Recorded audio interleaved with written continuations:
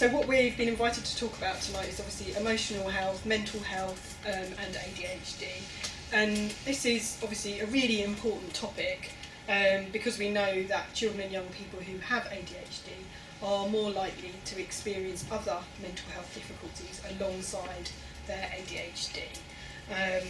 And those could be depression, behaviour difficulties, anxiety. We're going to touch on all of those different concerns this evening.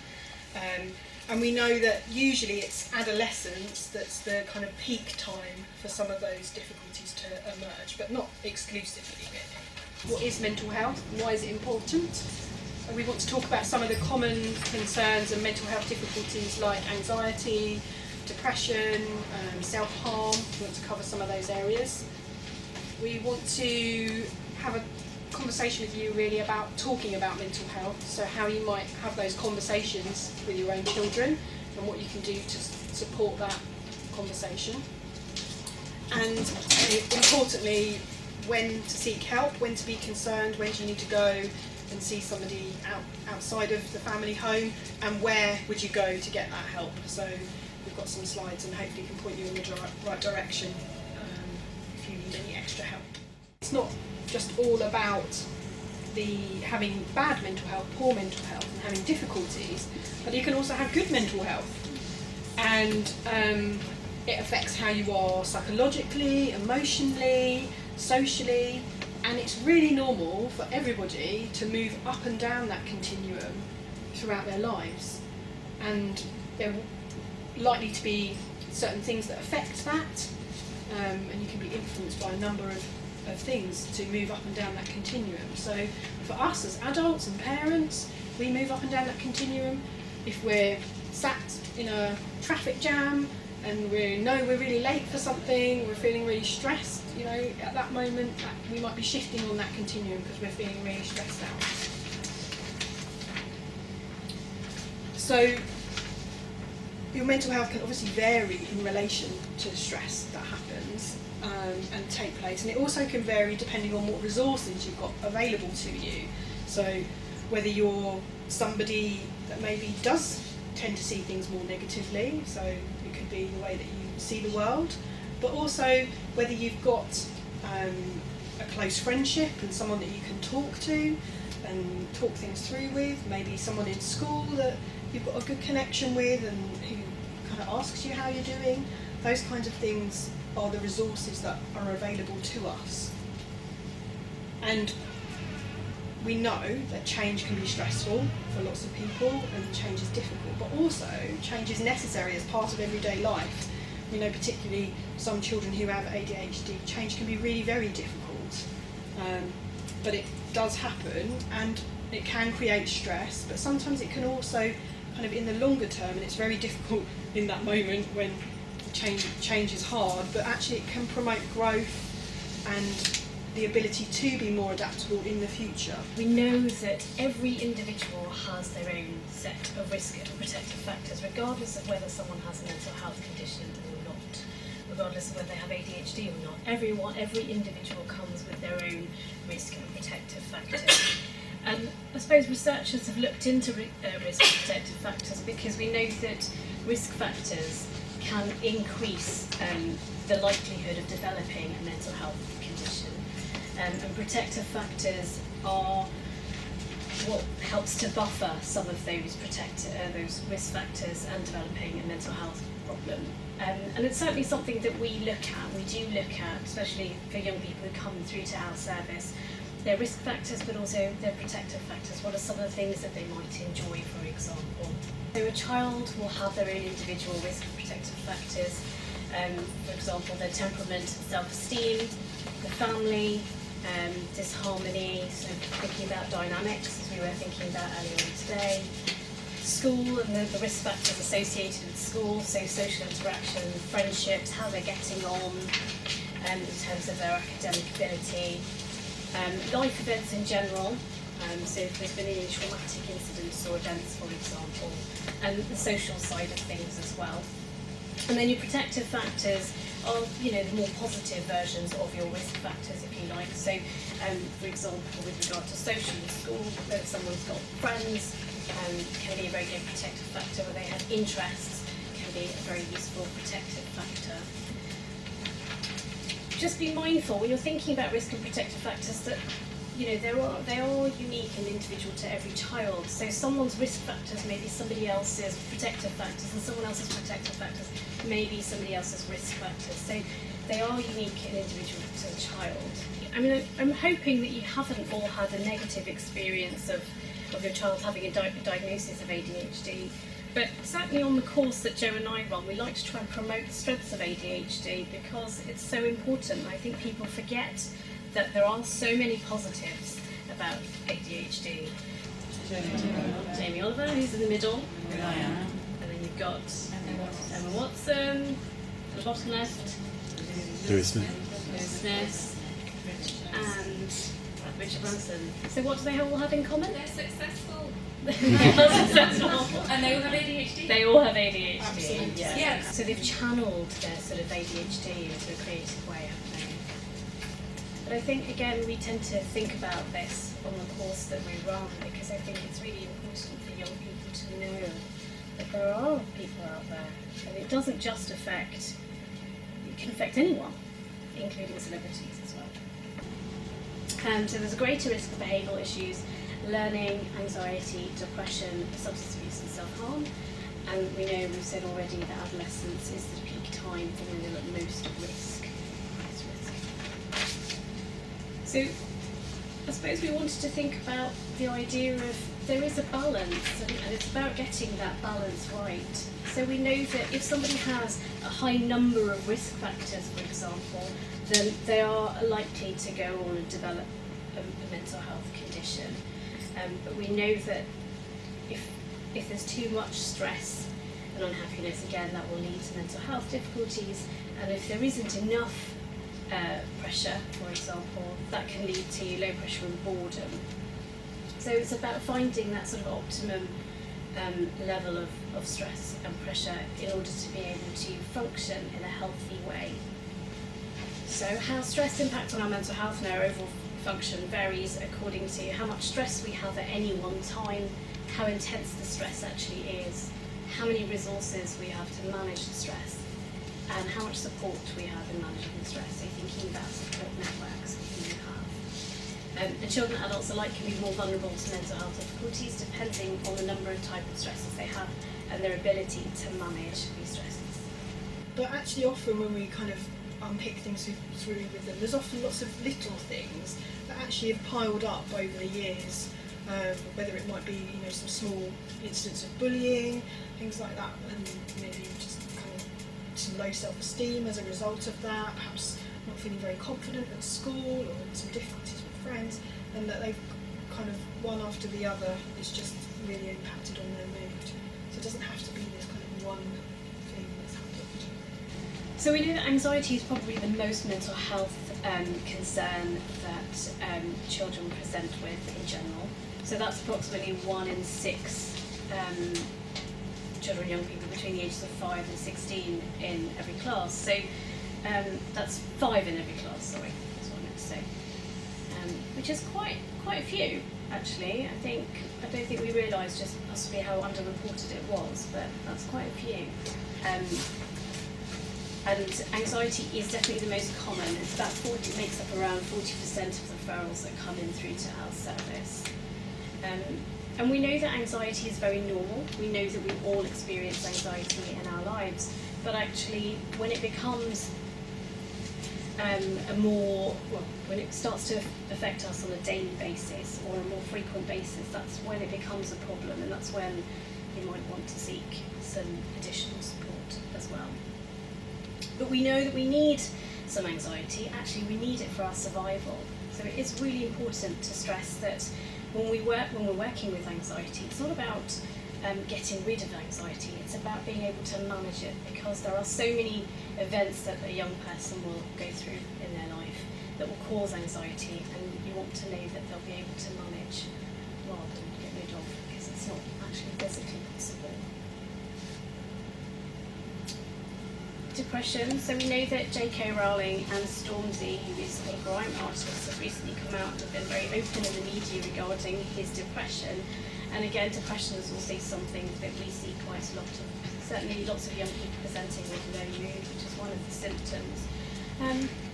And it's, you know, if you have a prolonged period of sadness along with other symptoms as well, such as poor appetite, poor sleeping, they all contribute to depressive, or they're all part of depression, if you like.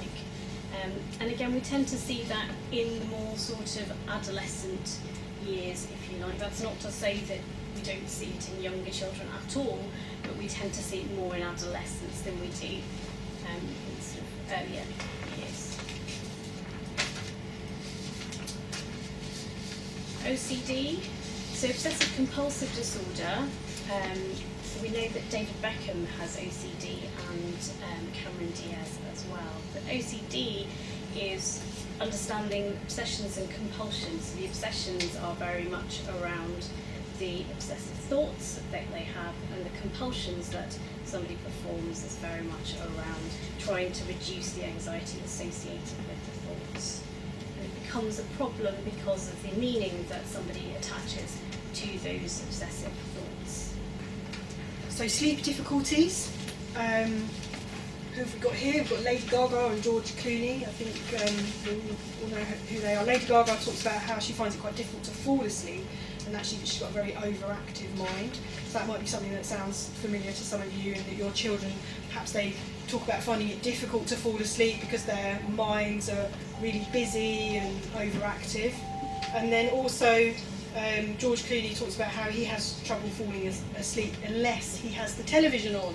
So we get lots and lots of young people that come and talk to us and say that they've got sleep difficulties. Normally it's in the context of other concerns, maybe they're feeling low or anxious, but actually it's one of the most common things that people talk about. And so we usually advise on kind of sleep hygiene, is what we call it, which is about having that really good, clear sleep routine before bedtime and a really clear kind of wind down phase before bedtime. But also the number one thing that we spend inordinate amount of time talking about, you can guess it, is not having your mobile phone or tablet in bed with you, wedded to your hand, and that you have a good hour between switching your device off and going to bed, because the bright light of the screen means if you're looking at that, your brain will not produce the melatonin that you need in order to fall asleep, which is the kind of brain's way of, it produces that chemical and helps you to drop off. And so unfortunately, you know, more and more people are using their screens right up to bedtime, and then they hop into bed 2 minutes later, or they're in bed and they just put their device down, and then they expect to immediately be able to fall asleep. It's actually quite unrealistic to expect that to happen, because that melatonin won't have had that release time to make you sleepy and tired.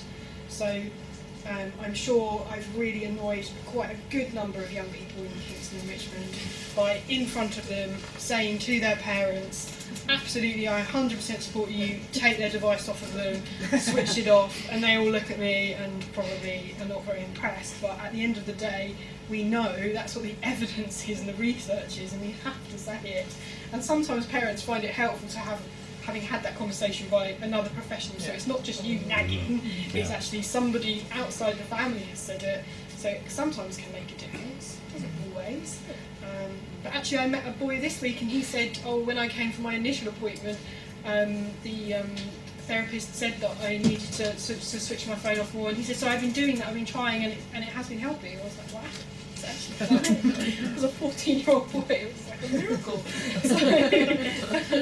Can I ask a question, which is that some of these devices now have the switch to orange light. Is that a good excuse from a teenager that they can have their phone in bed or not? No, I mean, I think it's still that kind of keeping their brain quite active and busy, isn't it? I think it's not ideal, but maybe there's a kind of compromise or a kind of wind down to be done there. But you know, we've had lots of parents now just disabling Wi-Fi in their houses.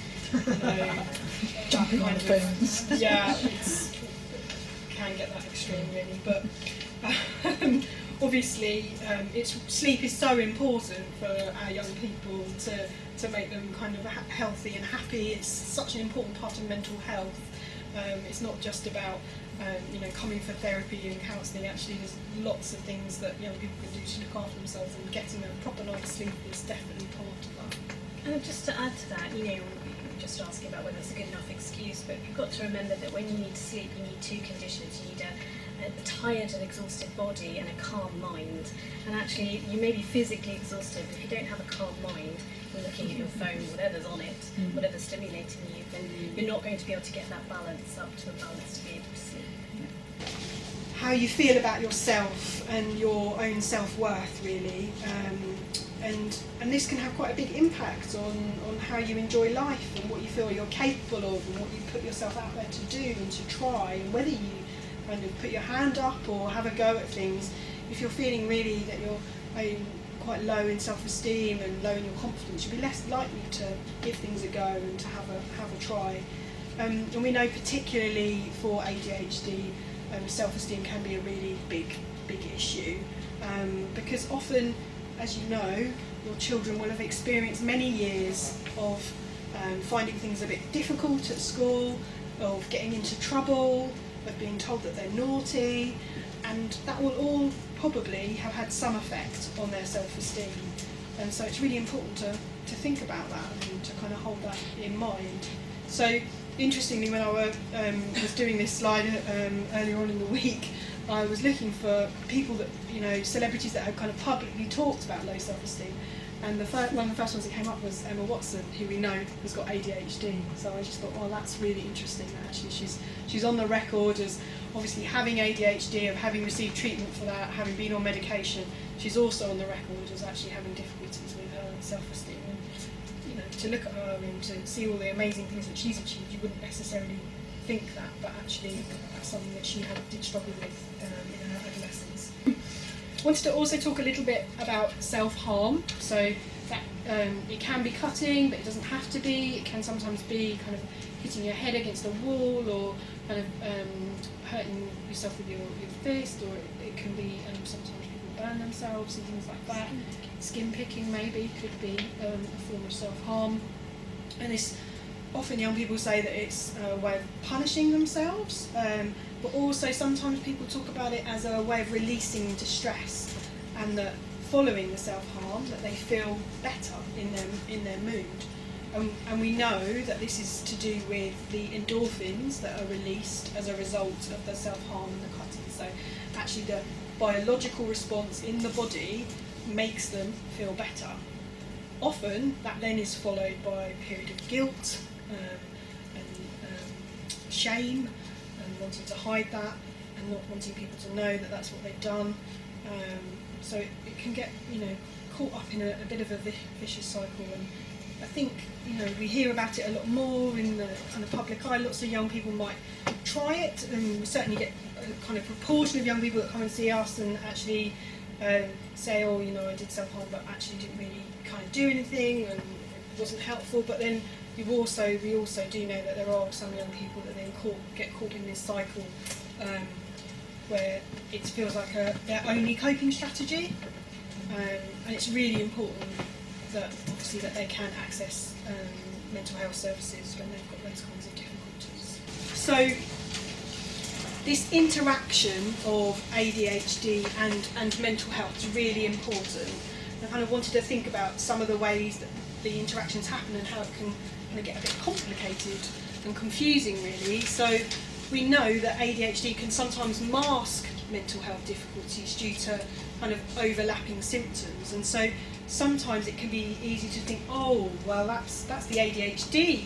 That means that they're not concentrating, daydreaming out the window, maybe having problems with their sleep, maybe their appetite's a bit changed, that kind of thing.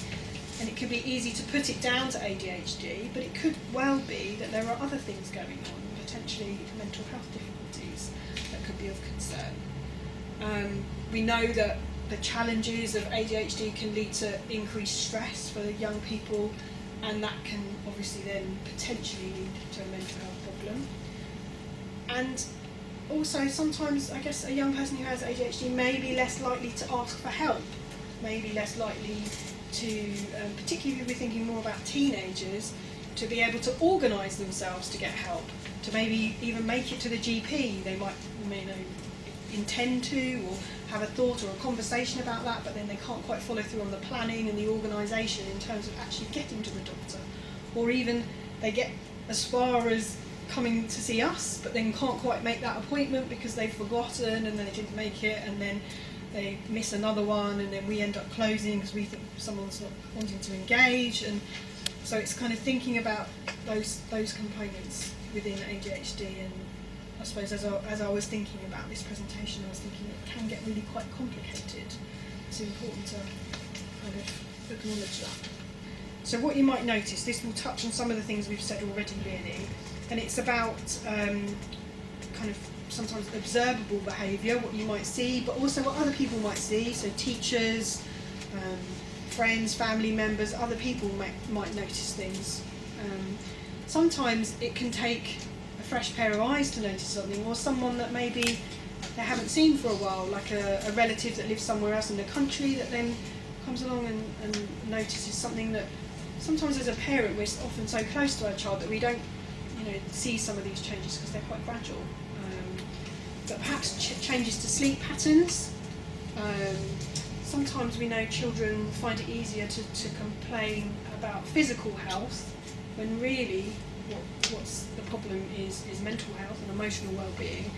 But often it's easier to say I've got a tummy ache or a headache, and they can't quite find the words or the way to say that it's more than that. So I suppose a pattern of lots of headaches or tummy aches would be important to think about and take note of.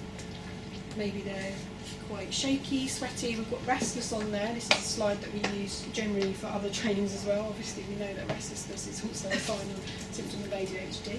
So this is where it begins to kind of get a bit complicated. Appearing quite low or sad, or more tearful, maybe crying a bit more withdrawn, worrying more than usual, and you might notice that they seem to be worrying. They're telling you more about their worries. It seems that they're worrying about everything, all sorts of little things could be causing them worries. Maybe, as I said, being more withdrawn, perhaps spending a bit more time in their bedrooms, not talking as much, not being as chatty, which we know ordinarily so young people who have ADHD are quite talkative and chatty, so that could be something that changes. Maybe not wanting to see their friends or to play, to do those activities that they're normally quite keen on, so maybe kind of making it seem, I don't really want to go to football, or just not seeing that they want to do that.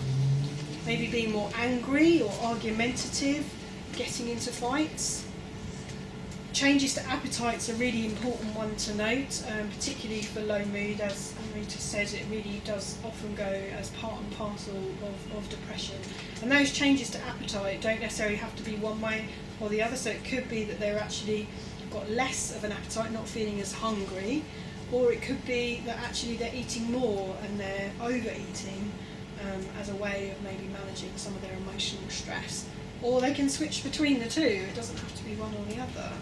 But I saw someone yesterday and they said, he was a teenager, and she said, I've just really lost my appetite, and it's not that I'm on a diet, I'm not trying to lose weight, I just don't feel like eating, just, that kind of feeling so down and not interested in food really.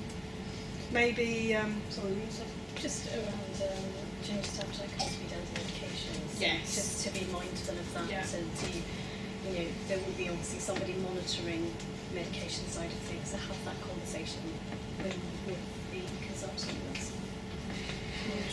And I think that's the thing with all of these kind of things to watch out for. It's about a change, and so obviously if you've had a change in medication, that kind of complicates things. But on the whole, you kind of know how your child is, and even if they can be a bit unpredictable and a bit up and down, you kind of know the kind of parameters of that. And so I suppose it's if you notice anything that's got a bit worse than what you would normally expect, or changed from that. Obviously if they want to run away and they talk about wanting to run away or not wanting to be alive or hating their lives, that's obviously something to be concerned about, and young people often do voice that. It may not mean that they actually intend to end their lives, but that can be a real sign of how bad things are for them, how they feel there's no way out, they don't know which way to go really.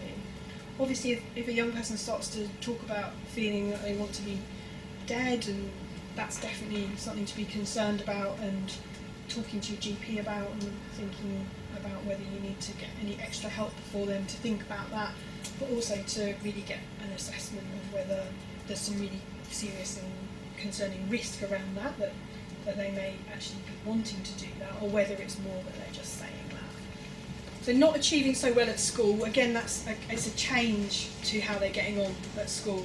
So maybe they find school quite tricky already, quite difficult, achievement is quite hard, but if it suddenly gets worse and actually school is saying to you, no, I don't know what's going on here, because he doesn't seem to be really doing very well at all, and this wasn't what we were expecting, and things seem to have changed. Losing confidence, so as I said, avoiding doing things. Maybe for younger children, as we said earlier, really sometimes it can be a recreation of worries through play and through stories. So it might not be that they actually tell you their worries, but sometimes you might notice if they're playing that you seem to notice that the same kind of themes come out, concerns in that way, or drawing or writing in a kind of concerning way. I think it's also remembering that behaviour is a form of communication. So thinking about the behaviour that the child is presenting with and asking yourself, what is my child trying to communicate to me through their behaviour? Because they don't always have the expressive language, or they might not feel in the right frame of mind to be able to tell you what they're feeling, so they'll tend to express it through their behaviour. So it's a form of communication. So we wanted to give you a few tips for talking about mental health with your children. Having that a kind of a safe space, maybe it's just 10 minutes a week, can make a real difference to a child or a young person. And it could just be for one child, or it could be for the whole family, that you kind of create some space where you talk a bit more about feelings and emotional well-being. I think what's really important to say is that try not to do it just before bedtime, because obviously if it brings up things, then you can kind of find that bedtime's drifting and it's all a bit difficult. So if you can find a time away from bedtime, then that's really helpful. So offering that space, and again, it doesn't have to be that you all get round the table and you all sit down and say, right, we're going to talk about mental health now, because chances are they will all say absolutely nothing. Really, it's taking those opportunities, and we know that kind of often the best space is actually when you're in the car driving.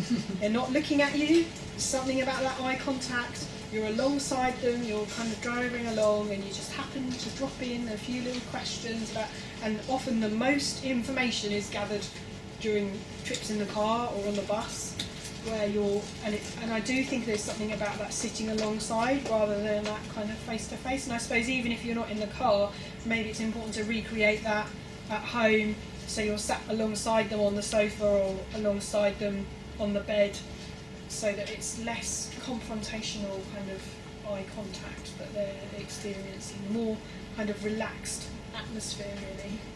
But obviously it's important that it's private, particularly if you feel like there are certain things that you want to kind of encourage them to talk about. So, you know, when you're in McDonald's might not be the best move really. Something about letting young people and children know that we all have difficult times in our lives, and that we all experience a real range of emotions, and that all the things we've said today really about the continuum, having good mental health, having difficulties, and drawing on your own experiences, which, you know, where appropriate, I suppose. Obviously you don't want to pick a topic where you find yourself in floods of tears and it's all very emotional, because that's not going to be helpful for your child. But actually, if you can talk about, oh, you know, there was a time when I experienced this and this was difficult, but even kind of, I suppose, modelling conversations about mood and mental health all the time. So saying, oh, I've had a really difficult day today, I'm feeling quite stressed, or so I'm going to go and sit in the garden and have 5 minutes with a cup of tea. It's just important that you kind of model that, telling them how you're feeling and potentially some strategies that you might use as an adult to manage that. You might need to think that through before you kind of start to have that conversation. Maybe think about what you might be able to share with them, but drawing on your own experiences can be helpful. Starting small, as I said, it doesn't have to be hours or a big long trip somewhere to talk about things. Just opening up conversation And obviously talking about mental health being positive as well. So chatting about the things that help with well-being as well as the things that are difficult, and how you maybe find ways that you can cope. Talk their language.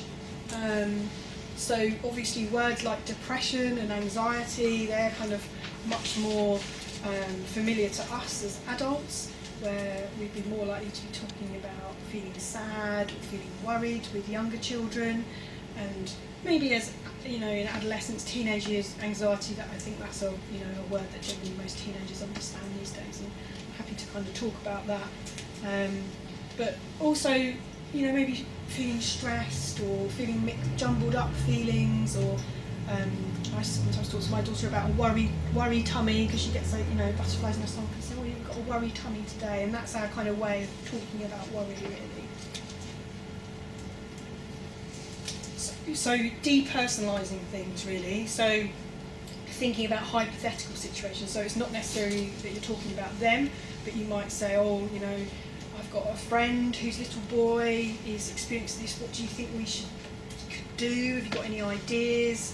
Often when we see young people for therapy and we're talking to them about their negative thoughts, one of the things we might say to them is, if your friend was in this situation, what would you advise them to do? And it's so much easier when it's not you that you're talking about, and they can quickly come up with some really good sound advice. But if you ask them, "Well, what do you think you should do?" they're like, So it's kind of taking it that step removed from them, really. And you could use book characters. Harry Potter is just an amazing book, a series of books for talking about mental health, for talking about peer relationships. There's lots of things that go on in Harry Potter that you can kind of pull out from. But obviously there's loads of other TV characters and books, and obviously we talked about some of the famous people today. Winnie the Pooh. Winnie the Pooh. Super psychologist. Yeah. Eeyore's got depression. What does Tigger have? ADHD. Exactly. Perfect. So showing that you're happy to talk and listen is important, and they'll know if you're feeling stressed or worried or sad about something. So trying to put your kind of own feelings to one side, really, and letting them know that you're there to listen and to support them, and also that you're ready to wait, so that when the time's right for them, they can come to you. And that it doesn't have to be talking. I've got lots of young people who like to text their parents who are only sat on the sofa next to them or in the room upstairs, but they like to text them to let them know if they're having a bit of a down day or a moment, and that's absolutely fine. If that's the way that you can let someone know that you're not doing okay, then I say absolutely text them. It's better than not telling anybody. Emojis have become really popular for that now. Yeah.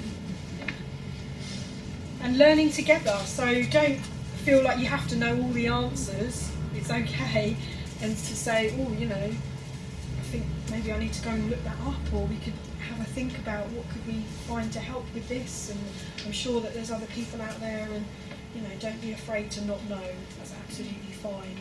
So let's try and think more about the solution, and we need to spend more time thinking about ways to move forward. I think it's so easy to get stuck on the past or something that's happened that's terrible, but actually focusing so much on that isn't necessarily going to change the situation. We need to think about how to move forward.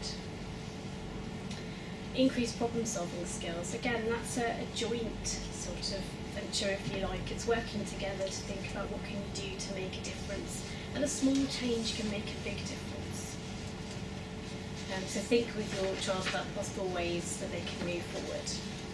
I always talk about what's the difference that's going to make a difference, because we're, as I say, we're often really good about talking about how things are and how we're always stuck, but it's just sometimes just something small can be that difference that will make the difference. So it's really important that your child remembers to eat well, that they have a good sleep routine, and that it is a routine, so it is a regular routine, that they're able to do some exercise. It doesn't have to be in sort of, going out for a run, but something that might be more fun as a family that you can do together. Just general sort of positive experiences, having positive experiences, but also recapping and talking about positive experiences. just generally having fun, sort of factoring it in there somewhere. And be with people they feel close to. We know that with adolescents that's not always the case. They don't always want to do that. They want to isolate themselves sometimes. But trying to encourage that and being with people that they feel close to can be really helpful. Encouraging social activities, again, within the family, outside of the family.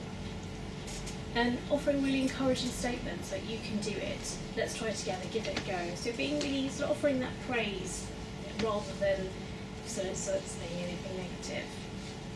And set specific, realistic, achievable goals. And I think, we're talking about it in terms of your children, but actually we also mean for all of you as parents as well. We know that ADHD has such an impact on you as parents and on the family, that it's really important that you all eat well, that you all sleep well, that you're all modelling all of these things to your child as well. Because if you're not in a good place, that can have an impact on your child as well. So it's frustrating, but these things do take time. So think about some of the strategies that you've tried, how long you've tried them for, have they worked, haven't they worked, why haven't they worked? And sometimes it's not about changing the whole strategy, it can be about tweaking it a little bit to make it more effective. Think about when your efforts to help your child haven't resulted in any improvement. So you've tried some of those strategies for a period of time and it's made no change. It's not uncommon for us to work with families who've said they've tried things for a few days or a week, for example. In order for change to be effective, we know that it needs to take place over a period of time. Think about whether the school are able to offer any support or any ideas in terms of managing the anxiety levels or any of the other symptoms within the school context. Thinking about speaking to your GP as well, who's usually a first port of call. Other people you might have contact with, so any school nurses, health visitors or paediatricians. Obviously got the amazing work that ADHD Richmond do here as well, so thinking about sources of support and seeking advice from other sort of people that you know. And ultimately, if you're requesting or seeking a referral to a team like ours, thinking about the single point of access, where all the referrals for child mental health services go to. And in the internet as well. But we're always saying be very careful about the internet. Yes, it's helpful, but we also know it can be very dangerous. So, as you know, in Kingston and in Richmond now, all referrals really for most children's services go through the SPA, the single point of access, which is now all in Kingston at the Guildhall. So the Richmond team has come over to Kingston as well now. So they're all sat together. And so any referrals that come in, whether they're from GPs, from schools, health visitors, social services, family support workers, but also, and very importantly, parents and young people who call up themselves, who don't need to go to your GP, you don't have to fight for that appointment that takes weeks to get with your local doctor. You can just ring yourself and ask and explain the difficulties that you've got and the concerns that you've got for your child. And then what happens is that in the first instance they're reviewed by the general SPA team, so that's the people that answer the phone. And then if there is concern about a child's mental health and emotional well-being, then those cases are then passed through to the CAMS SPA. So the Child and Adolescent Mental Health Services have some staff that are in the SPA every day. At the moment it's every morning, and they sit and they sift through all the letters and forms that come in, because some referrals are done online through the forms, and then all the phone calls that have been made in come in and recorded by the main SPA team, and the notes from those phone calls are passed through to those clinicians, and they are all from South West London St George's Mental Health Trust. So they're psychologists, family therapists, nurses that sift through those calls. So they're highly specialist mental health professionals.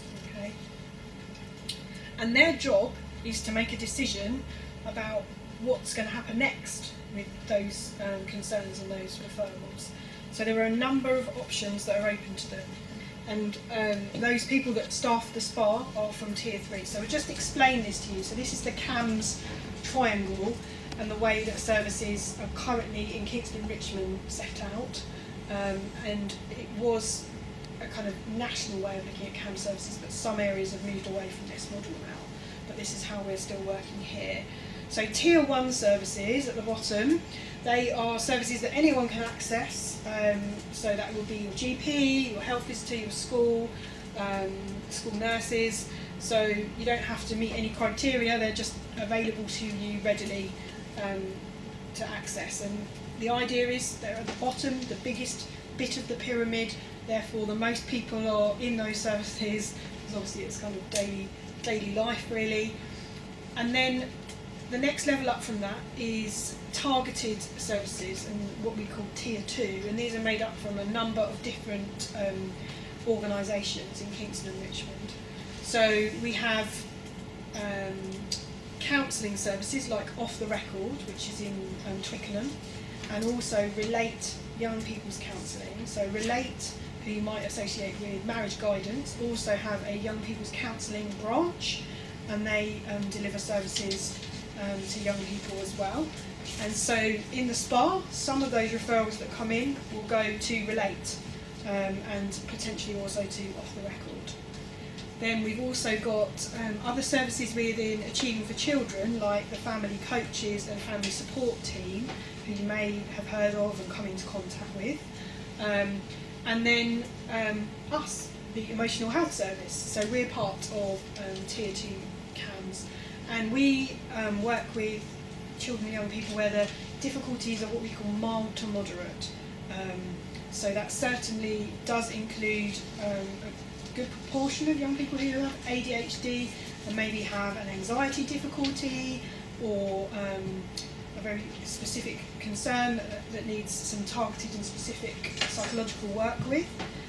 But also we know that some young people with ADHD actually have much more complex and moderate to severe difficulties and are actually seen in Tier 3 services. So Tier 3 is the kind of funny way of saying the team at Richmond Royal and the team at Tolworth Hospital, and those teams are part of the NHS Trust locally, and they have, one of the key differences is that they have a psychiatrist in their teams.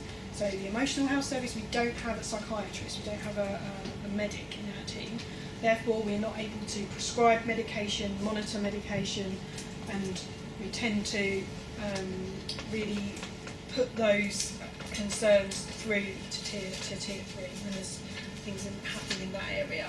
So, and then what we call much more specialist services, we work really closely with Tier 3, so their service manager and myself, we meet every 2 weeks, and also Relate join us, so we have a 2-weekly meeting to talk about what's been happening, but also if we ever transfer cases between the teams, we make sure that that's done smoothly, so hopefully young people don't get kind of lost between services and it feels supportive, because we're aware that it's not helpful when you're kind of bumped from one team to the next, but sometimes that has to happen, and so if it has to happen, we want to try and do it in the best way possible so that families have a positive experience. And then right up the top is Tier 4 services, and these are inpatient services and other intensive services.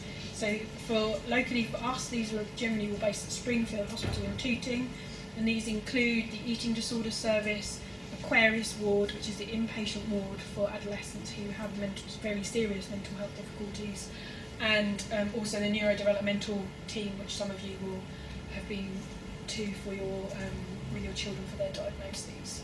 Yeah, your YOS is the youth offending service, so that's when young people maybe have come into contact with the criminal justice system and the police, and so they have youth offending workers.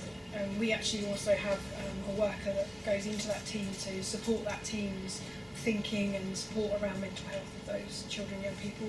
And the ART is the adolescent response team, and that's actually kind of partly a social care team, so part of the social services, but they particularly focus on adolescents where their home placements are really very nearly breaking down, so maybe they're going to be have to be removed or needing to leave family home, so they're kind of intensive support for that. So we say we're from 0 to 18. We obviously don't see anyone that's 0, but we do get 4-year-olds, 3-year-olds sometimes that come through to us. Usually when we see kind of under 5s, that work is predominantly with the parent. We wouldn't work directly with a child, then might be involved in kind of piece observation or assessment around them. But there's obviously clinical and counselling psychologists like ourselves. We also have family therapists, and we have art therapists as well in our team. So we all deliver talking therapies in different ways, shapes and forms, sometimes directly with a young person, sometimes with a young person and their family, or sometimes with the parents without the young person.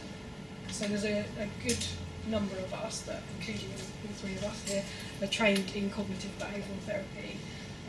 You can get CBT at tier 3 because there's psychologists there, so sometimes you would access it there. Sometimes if you're on a maybe a shared care arrangement and the child's just going for an annual review with a psychiatrist, then it might be that we deliver the CBT in our team, because actually the child's needs are no longer maybe very severe or complex, but it's really important that psychiatrist stays involved for the monitoring of the medication and those reviews. But actually, other than that, some of the psychological work can be done by our team. It's obviously case by case, we kind of work that out. So one option would be that you speak to your psychiatrist and say you're concerned about anxiety and is there any option of CBT? And the other option is if your annual review's a long way off, is I suppose you could potentially call up a single point of access. It's probably best to go back to the clinician that knows your child already and have that conversation with them. That the relationship with a therapist is the most important factor in change, and not necessarily what you actually do, whether it's CBT, family therapy or some other interventions that are available to us. So that relationship is really, really important. And as a service, we try and get feedback on our relationships as we track through therapy. That's one of the things that we track with one of our kind of many tracking sheets that we use, to try and get a sense of if a child feels heard and listened to, they feel like they're getting something out of coming along, and the strategies and advice they've been given feel relevant to them. But also, we know that there are some children and young people that actually talking therapies don't suit and they won't get any benefit from. And often children are very good at letting you know when that's the case. They don't want to come, they refuse to come, they make a big fuss about things. And it's obviously about exploring that with them. What is it about? Is it that you just sort of don't get on with so-and-so? Would you like to try somebody else? Or is it that it doesn't feel like the right time? And timing is like so important with therapy, because it has to be the right time for everybody. Motivation and readiness for change, readiness for even thinking about change, because sometimes we understand people are not quite ready, but they're open to think about maybe being ready. It is really important that timing. And so sometimes we will say to maybe let's have a break, let's have 6 months off.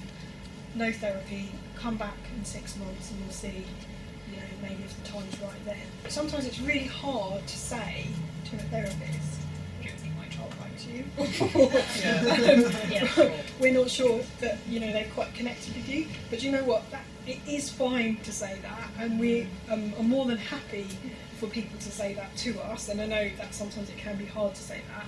That's okay as well. But it is okay, yeah, definitely, to say, do you know what, they just don't seem to quite be clicking with you, or something's not quite working. Is there any way that they could see someone else now?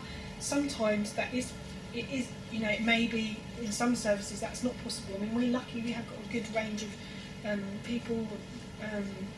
We're mainly females, we have to admit. We only have one man in the midst at the moment, but it's really important that there is choice out there. If you feel that a certain gender might work better with your child, that you can kind of say that.